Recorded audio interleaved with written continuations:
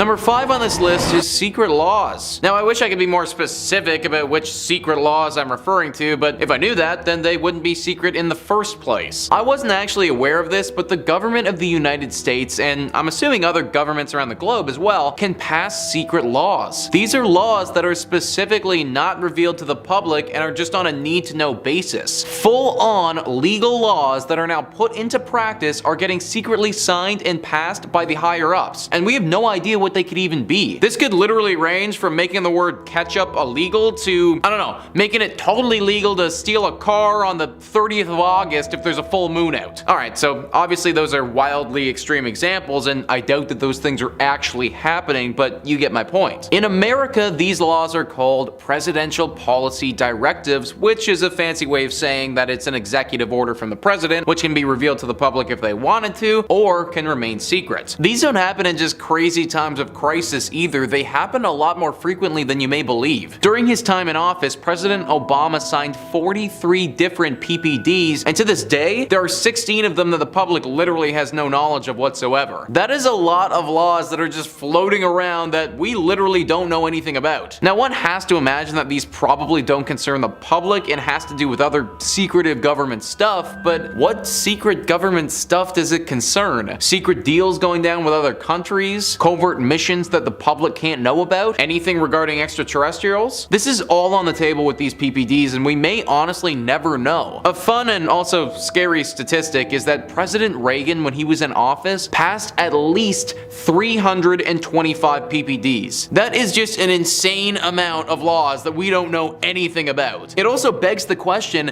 is this too much power for the president to have? Comment your thoughts down below about these things. Honestly curious to know what you guys think. Number 4 on this list is criminal hackers. One would think that hacking should be something that the government would excel at, that they would be pumping money into hacking programs to train people to become elite at that skill. This actually isn't the case though, and the FBI isn't as good as they'd like. This is why when something needs to be hacked or something needs to be protected from hacking, they enlist the help of criminal hackers. People who've been convicted of hacking related crimes and are now behind bars. This is a win for hackers because if they help the FBI, then they'll receive a lighter sentence. This also isn't the first time the American government has looked to criminals for support. How about Operation Paperclip? After the Second World War, the United States government reached out to German scientists and brought them in to help them build the atomic bomb. Now they're doing something similar with convicted criminals to help them with other things. Obviously, the government doesn't like to talk about this too much because enlisting criminals doesn't make the public feel too great, especially if you're the one who was targeted by said criminal. If I was the American government, or any government for that matter, I'd be taking some of that military funding of theirs and tossing it into hacking. It really does seem like the way of the future. Number 3 on this list is Churchill's secret UFOs. Winston Churchill is known for his overwhelming leadership of the British people during one of their most trying times, World War II. What he often isn't known for though, because he made sure that this never got out, was his deep fascination with UFOs. Files that weren't released until 2010 actually revealed that the British government under Winston Churchill were more than fascinated with the presence of UFOs and aliens in our universe. In fact, they had a task force that met weekly to discuss such things as how to contact or capture said UFOs. There are thousands and thousands of documents that were released detailing just an obscene amount of things in relation to aliens and UFOs from the British government. We now understand that this was a massive operation for the British government and Churchill, but at the time, nobody knew about it at all. This was because Churchill apparently didn't want to cause any panic for the people and kept all of this info completely under wraps. I find it interesting how invested they were in this alien and UFO narrative though. I think it's safe to assume that these days most governments are looking into extraterrestrial life, but Churchill had his people deep down the rabbit hole. This also kind of begs the question, well, is there still more to the story that we don't know about? I wouldn't be surprised if sometime from now more documents are revealed that potentially point to Churchill and the British government having some encounters with said extraterrestrials that we were never privy to. Number 2 on this list is lost plutonium. Okay, so this one is honestly just negligent. Charlotte Children details what happens by writing, the United States and India came together for a joint mission in the 1960s that, if successful, would monitor China's nuclear development. The goal was to install radioactive isotope Pu-238 powered sensors, but hazardous conditions forced the team to evacuate the Himalayas before the the installation was complete. When they returned, the sensors had vanished. No one has tracked down the plutonium devices, but locals believe that they are still active in the area and are responsible for melting mountain caps that are causing massive floods. Alright, so just think about that, guys. The government literally just lost a bunch of extremely dangerous plutonium and then was like,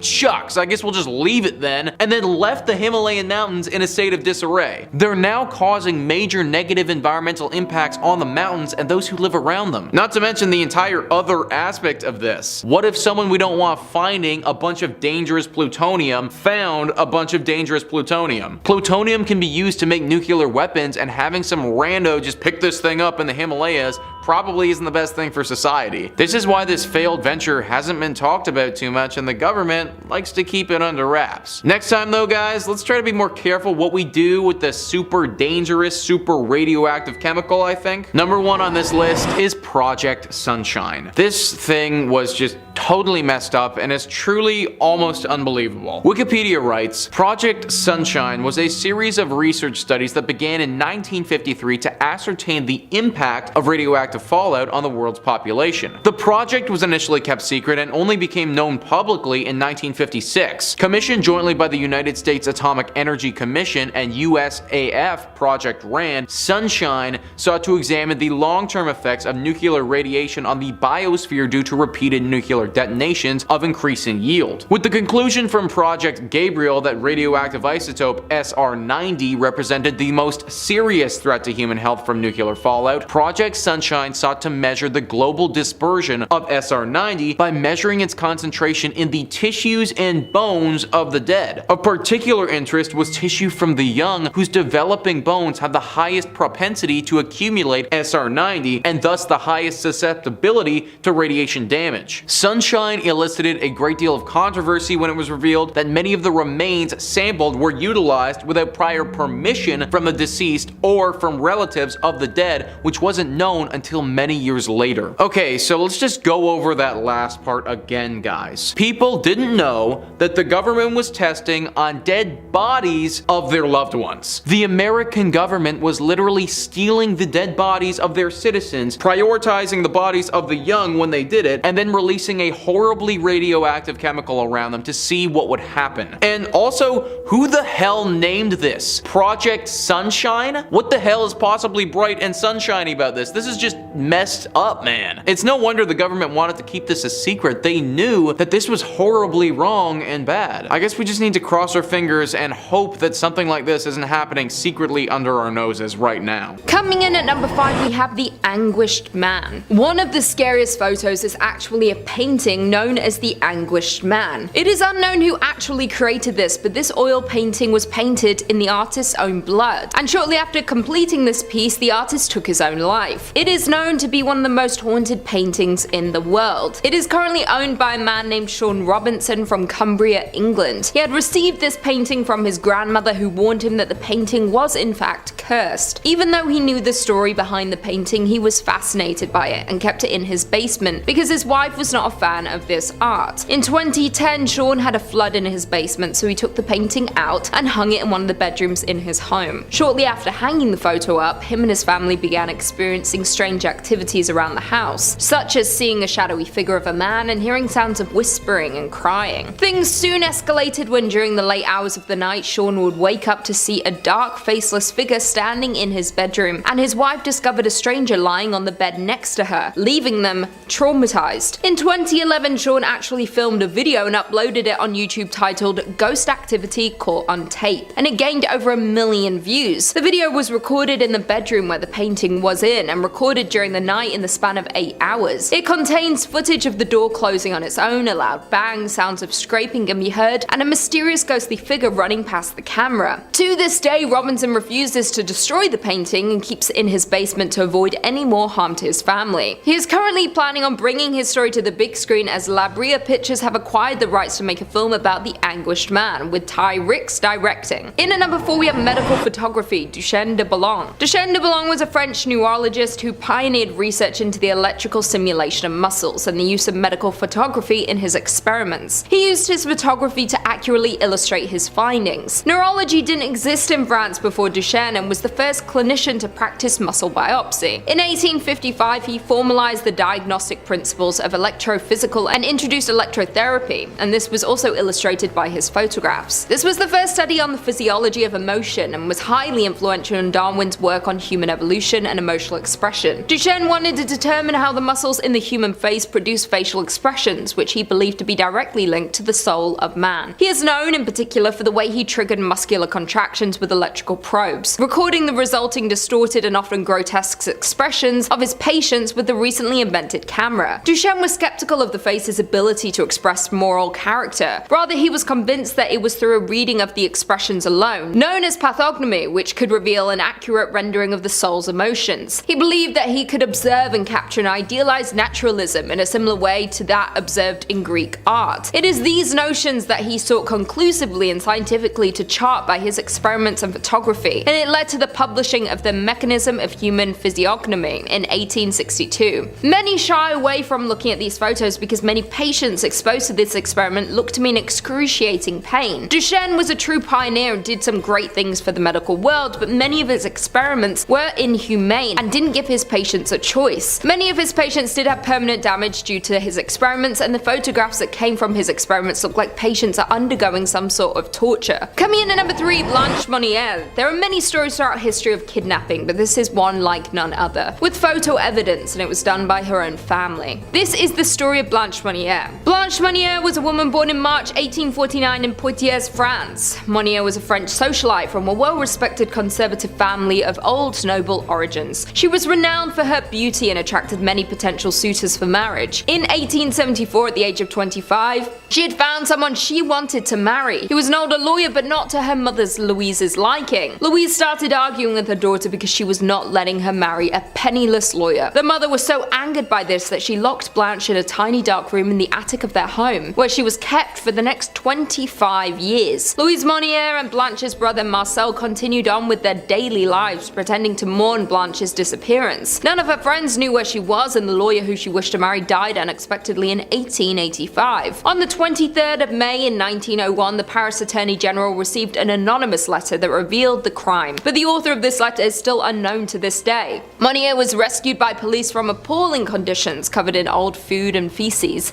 with bugs all around the bed and floor, weighing around 50 pounds. Her mother was arrested, became ill shortly afterward, and died 15 days later after seeing an angry mob gather in the front of her house. Her brother Marcel appeared in court and was initially convicted, but later was acquitted on appeal due to being mentally incapacitated. The French police were the ones to take these terrifying photos of Blanche for evidence and building a case against her family, but these photos had somehow got leaked and the police officers involved got fired due to this. These photos are truly a horrifying look into a historical crime that the French government tried very hard to cover up. In at number 2, we have Bohemian Grove. Bohemian Grove is one of the biggest government secrets to date. It was founded in 1872 and was described as an elite invitation-only social club. It is a large campsite located on Bohemian Avenue in Monte Rio, California, that anyone can visit at any time except for 2 weeks in mid-July when the world's biggest leaders come together for who knows what. The Bohemian Club's all-male membership includes artists and musicians, as well as many prominent business leaders, government officials, former US presidents, senior media executives, and people of power. Many hundreds of men attend, and some include presidents like Roosevelt, Nixon, Reagan, and Bush, along with Clint Eastwood and Mark Twain. A rule for members is weaving spiders come not here, meaning business deals are to be left outside, but who knows if that really is true. The exception to this rule was in 1942 when a planning for the Manhattan Project took place at the Grove, leading to the creation of the atom bomb. This club is so secretive that little is truly known about this place and what really goes on here. In 2000, Alex Jones and his cameramen were among very few able to actually sneak into the campsite and filmed a Bohemian Grove ceremony. During the ceremony, members wear costumes and cremate a coffin in front of a 40-foot owl and surrounded by redwood trees. They had also captured images of said ceremony, even though video and photography are prohibited at the Grove, and these images are some of the most famous of this secret society. There are many different theories of what actually goes on here, everything from Illuminati meetings to satanic rituals, but we may never really have answers, but Alex Jones is one person that has brought a slight look into this secretive club. And finally, in at number 1, we have Secret Bunker. For over 30 years, it was unknown of this secret bunker, which is located in West Virginia. The Green Brier is a resort that has hosted numerous congressional meetings, 27 presidents, and has been around since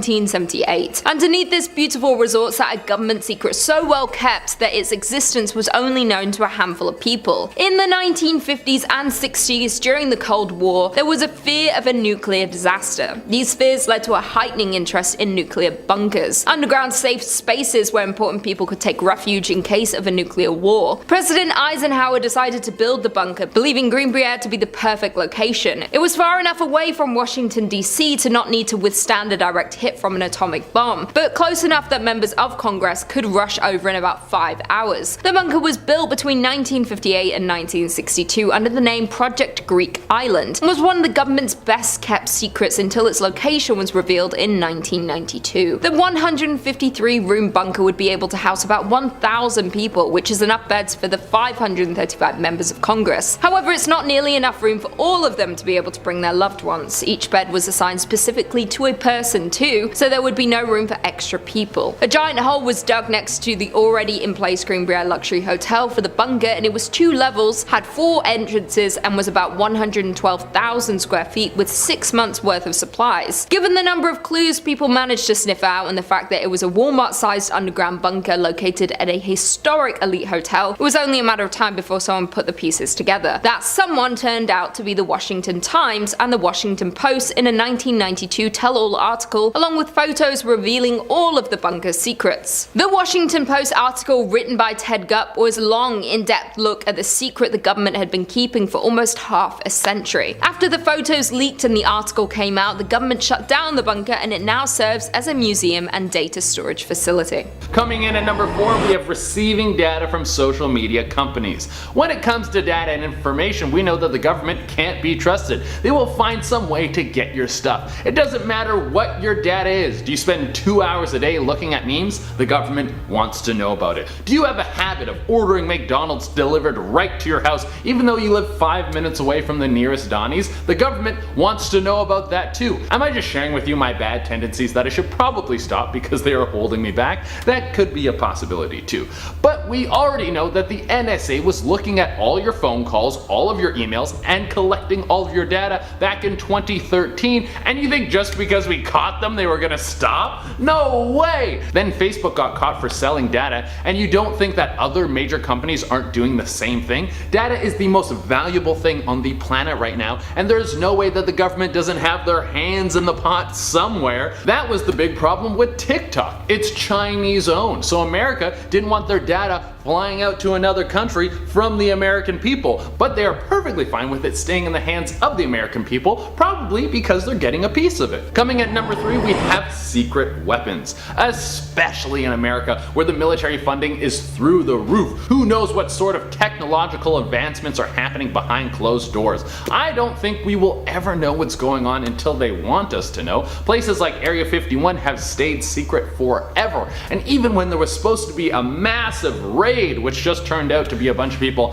hanging out in the desert for a good laugh, none of the secrets have leaked out. Well, not none of them. There are some people who have claimed to work at Area 51 and have leaked some secrets. Most famously is Bob Lazar. If you follow the content I'm a part of, then you will for sure have heard me talk about Bob Lazar before. He is known as the man who worked at Area 51 and then started spilling the beans about what was going on there. There's a documentary about him on Netflix, and he has been on Rogan talking about some of the stuff that he worked on. Now, Bob has never claimed to work on any sort of weaponry. He says that all the stuff he worked on had to do with flight. He was working on a new type of spaceship that can move faster than anything we could comprehend. Basically, the way he described it is these secret spaceships use what's called a gravity reactor, which bends gravity around them that lets a ship move at an insane speed. It's a form of propulsion that was thought to be impossible, and he says that it's not only possible, but it uses something called element 115 to